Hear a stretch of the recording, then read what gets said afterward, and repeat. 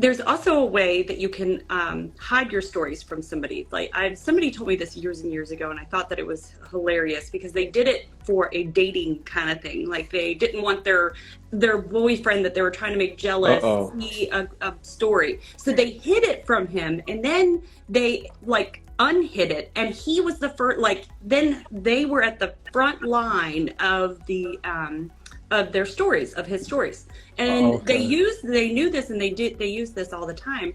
And anyway, not that you would want to go through and do that for your business, but it's the same kind of thing when you are having a relationship with somebody.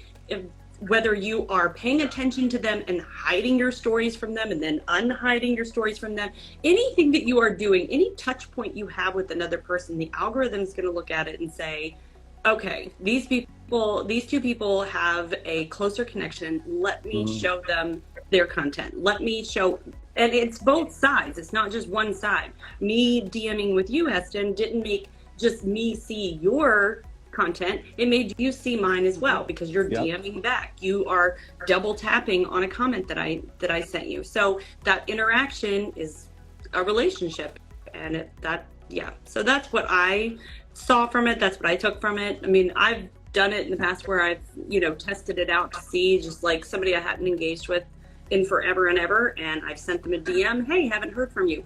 All of a sudden their stories are all the way at the very front. Oh, So nice, nice. yeah, so it absolutely works. There's a lot of different little tricks that you can do with it, but you can absolutely get to the front of the line for people if you spend the time communicating with them.